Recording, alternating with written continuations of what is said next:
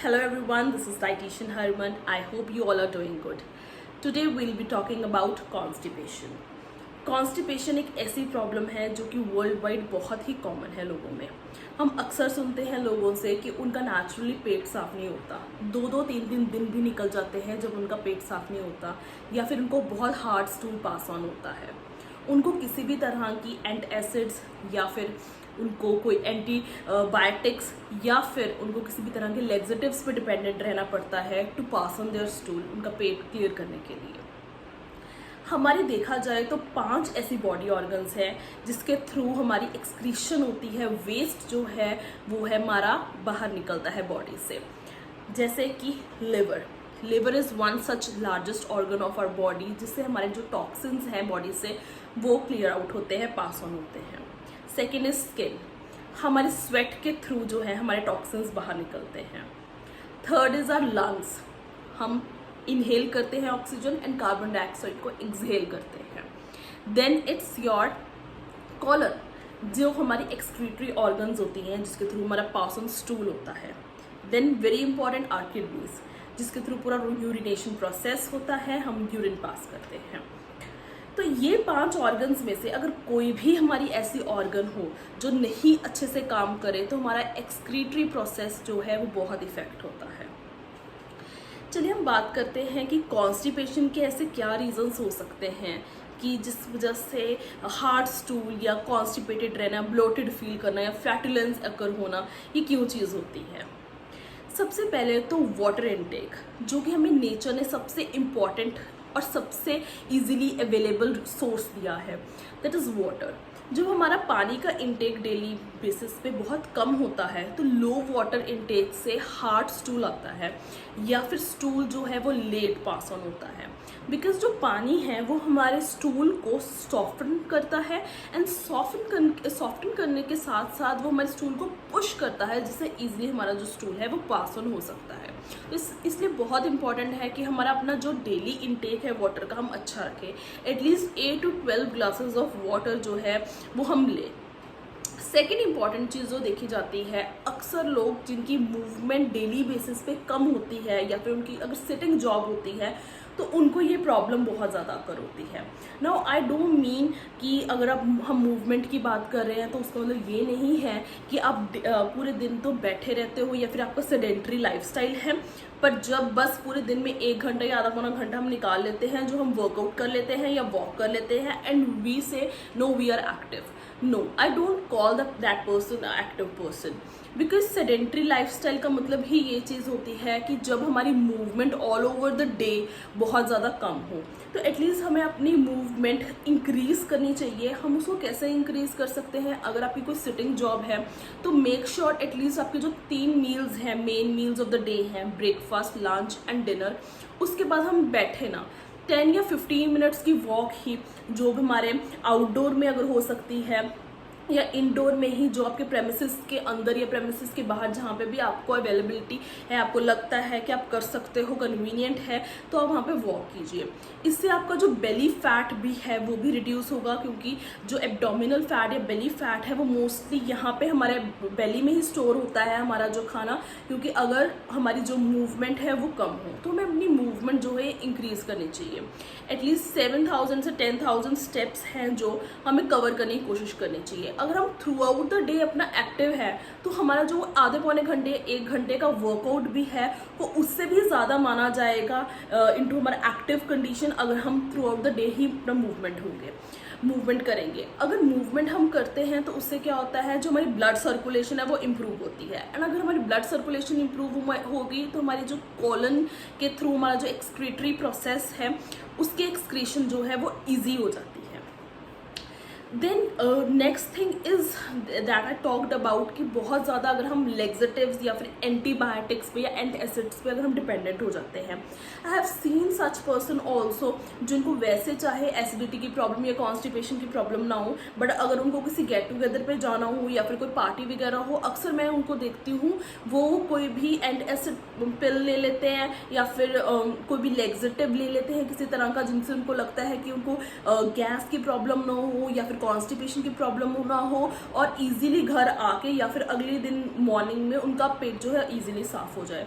जब हम बहुत ज़्यादा इन मेडिसिन पे या फिर लेग्जेटिव्स पे डिपेंडेंट होते हैं, जो हमारा नेचुरल प्रोसेस होता है, जो नेचुरली हमारे ब्रेन तक मैसेज जाता है कि अब हमें स्टूल पास करना है, वो नेचुरल कैपेबिलिटी हमारी बॉडी की ख़त्म हो जाती है, क्योंकि हमारी बहुत ज़्यादा जो डिपेंडेंसी है वो लेग्जेटिव्स पे इंक्रीज़ हो जाती है। तो हमें बहुत ज़्यादा इस चीज़ को इंक्रीज़ नहीं करना चाहिए। हाँ, बी इट अ कंडीशन, किसी को कोई मेडिकल कंडीशन है, ये डॉक्टर ने रिकमेंड किया है, then it is another case, तो बहुत ज़्यादा हमें लेग्जेटिव्स पे नहीं करना चाहिए, डिपेंडेंट नहीं होना चाहिए। नेक्स्ट पॉइंट इज़, कई लोगों को मैंने देखा है कि बहुत ज़्यादा उनको एक मिथ होता है कि अगर हम प्रोटीन का इंटेक अपनी बॉडी के लिए बहुत अच्छा होता है, प्रोटीन का इंटेक अगर हम पूरे दिन में अपना अच्छा रखेंगे तो it is good. No doubt protein is essential for your body, but हमें एक balanced kind of a diet लेनी चाहिए। बहुत ज़्यादा अगर हम प्रोटीन इंटेक करी जाएंगे तो वो भी हमें कॉन्स्टिपेशन कॉज करता है। जो एथलीट्स होते हैं या फिर कोई स्पेशल अंडर ट्रेनिंग में होते हैं, कोई गेम में होते हैं, उनको थोड़ा हम कह देते हैं कि एक्स्ट्रा रिक्वायरमेंट होती है प्रोटीन की, but for a normal layman person we don't recommend कि आप बहुत ही ज़्यादा प्रोटीन पे डिपेंडेंट हो जाओ, क्योंकि उससे आपकी किडनीज बहुत ज़्यादा इफेक्ट होती हैं एंड ऑल्सो आपको जो कॉन्स्टिपेशन है वो बहुत ज़्यादा रीज़न बढ़ जाता है, उसके चांसेस बढ़ जाते हैं। अगर आपको प्रोटीन का इंटेक लेना ही है तो उसके साथ मेक श्योर कि आप अपना फाइबर इंटेक जो है वो बहुत ज़्यादा अच्छा रखो। एंड ऑफ कोर्स फाइबर में हम क्या इंक्लूड कर सकते हैं, फाइबर दो तरह के होते हैं, सॉल्युबल एंड इनसॉल्युबल फाइबर। हमें रॉ फ्रूट्स, रॉ वेजिटेबल्स, हमारे नट्स, हमारे सीड्स, हमें ये ज़्यादा इंक्लूड करनी चाहिए अपनी डाइट के अंदर। And also it is good for your gut health. अगर हमारी गट हेल्थ अच्छी होगी, हमारी कॉलन की हेल्थ अच्छी होगी, एंड ऑफकोर्स हमें कॉन्स्टिपेशन वगैरह जो प्रॉब्लम्स हैं वो बहुत ज़्यादा हमारी दूर रहेंगी। एंड ऑफकोर्स अगर हमारी गट हेल्थ अच्छी है, हमारी कॉलन हेल्थ अच्छी है, कॉन्स्टिपेशन भी नहीं है, तो हमारी ऑफकोर्स जो इम्यूनिटी है वो बहुत ज़्यादा बूस्टन अप होती है। So everything is linked up, it is all inter related. Next is हमारे जो योगा के कुछ आसन ऐसे होते हैं, लाइक सूर्य नमस्कार का ही पार्ट होता है भुजंग आसन। अगर हम वो करते हैं हमारी बॉडी की पार्ट्स के लिए भी बहुत अच्छा है, हमारे वर्टिबल कॉलम के लिए बहुत अच्छा है, and of course it is good for our constipation as well. तभी पहले जो इंडियन टॉयलेट सीट्स होती थी दे वो वेरी गुड, वो उसको बहुत अच्छा कहते थे, एंड तब उस टाइम पे जो कॉन्स्टिपेशन जैसी प्रॉब्लम्स हैं वो बहुत कम होती थी। क्यों कहते थे कि उस टाइम पे हमारा जो स्क्वाट पोजीशन था उस पर ज़्यादा काम होता था। हमने कुछ भी घर का हाउस होल्ड वर्क परफॉर्म करना होता था, चाहे कपड़े धोने का, हमने कुछ खाना अगर खाना होता था, या पहले के टाइम पे जब बनाते भी होते थे खाना, तो हमारा सब कुछ बैठ के या फिर स्क्वाट पोजीशंस में होता था। हम जब स्टूल भी पास ऑन करते थे, इंडियन सीट्स होती थी या उससे भी पहले, तो हमारा सब कुछ स्क्वाट पोजीशंस पे होता था। तो उससे क्या होता है, जो हमारी बॉडी की पोजीशनिंग होती है वो बिल्कुल परफेक्ट हो जाती है to pass on the stool, and it becomes easier for us. तो इसमें हमें स्क्वाट पोजीशंस जो है उसमें ज़्यादा से ज़्यादा बैठना चाहिए। तो स्क्वाट पोजीशन में अगर हम पूरे डे के अंदर अगर बीट लाइक फॉर 5 और 10 मिनट्स भी अगर हम बैठते हैं तो it is very good for a blood circulation and as well as for a constipation. Next point is, अगर हम कॉपर के वेसल्स में, इसको हम तांबे के बर्तन कहते हैं, उसमें उसके ग्लास में या उसके जग के अंदर अगर हम पानी पिए, that is also very good. वो हमारे टॉक्सिन्स को रिमूव करने में हेल्प करता है, नेचुरल डिटॉक्सीफायर का काम करता है। जैसे कि अगर हम रात को पानी उसमें अगर स्टोर करके रखें, मॉर्निंग में अगर हम वो ही पानी पिए, it is very good. And also it helps कि जिनको कॉन्स्टिपेशन रहती है उनको भी वो जो है वो रिलीव करता है, उनको भी वो चीज़ जो है वो हेल्प आउट करती है। Next is which I discussed कि हमें जैसे नट्स एंड सीड्स का फाइबर का इंक्लूड करना चाहिए। नट्स एंड सीड्स हमारे बहुत अच्छा सोर्स है, उसके अंदर फ्लेक्स सीड्स हैं which are very good source of your fibre intake. तो हमें उसको जो है, जैसे अब जो है मौसम भी थोड़ा सा ठंडा आ जाएगा और फ्रॉम अक्टूबर, तो हम उसको फ्लेक्स सीड्स कर सकते हैं। हम उसको रोस्ट एंड ग्राउंडेड फॉर्म में वो यूज़ कर सकते हैं किसी भी चीज़ के अंदर, कर्ड के अंदर डाल के या किसी और हम सब्जी वगैरह के अंदर डाल के भी ले सकते हैं। उसको वैसे भी इनटेक कर सकते हैं, उसका कुछ उसके लड्डूज वगैरह या पिन्नी वगैरह जो है वो बना के रख सकते हैं। तो flax seeds are also very good source and they are very good source of omega 3 as well.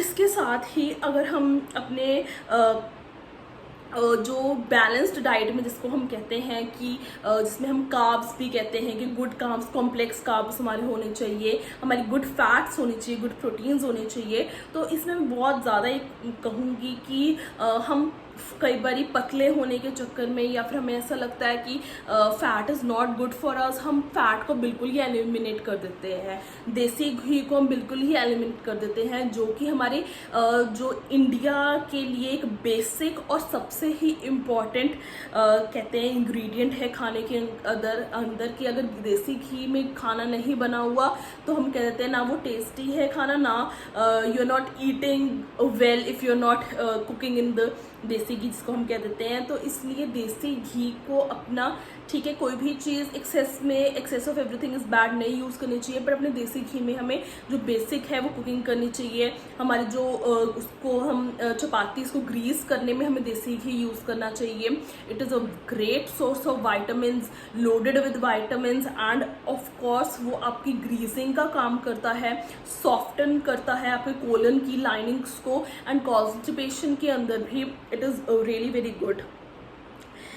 इसके साथ ही आई वुड लाइक टू से कि जो ड्राई आलू बुखारा होते हैं जिसको हम प्रून्स कहते हैं इन इंग्लिश, तो हम प्रून्स को भी इंक्लूड कर सकते हैं। They are also very good great source of fibre.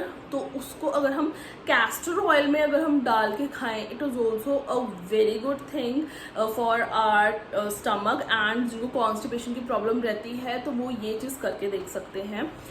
इसके साथ ही आई वुड लाइक टू से कि साइलम हस्क जिसको हम इसबगोल कहते हैं, इसबगोल एक नेचुरल लेक्सेटिव है जिसको हम कर्ड के अंदर, वाटर के अंदर अगर हम कभी भी अगर हमें ऐसी लगती है प्रॉब्लम, अगर हम उसको लें तो हमारा पेट अगले दिन ही हम देखेंगे बहुत अच्छे से साफ़ हो जाता है। एंड ऑल्सो अगर हम इसबगोल को एप्पल साइडर विनेगर के अंदर मिक्स करके ले, तो जिनको कॉन्स्टिपेशन की प्रॉब्लम रहती है, एसिडिटी की प्रॉब्लम रहती है, या जिनको अपनी गट हेल्थ इंप्रूव करनी है, उसके लिए वो बहुत ही ज़्यादा अच्छा है। अगर हम ये छोटी छोटी लाइफस्टाइल की चेंजेस लेके आएंगे, हमारी मूवमेंट जो है through out the day active lifestyle रखेंगे इंस्टेड ऑफ सेडेंट्री लाइफस्टाइल, अगर हम स्क्वाट पोजीशन में बैठेंगे, अपनी डाइट में अच्छा फाइबर इंक्लूड करेंगे, एक बैलेंस्ड काइंड ऑफ डाइट लेंगे, तो श्योरली ये जो प्रॉब्लम है वो प्रॉब्लम नहीं रहेगी। नेचुरली जो है हमारा बॉडी काम करेगी, नेचुरल एक्सक्रीशन होगी। Thank you so much. Keep sharing, keep supporting.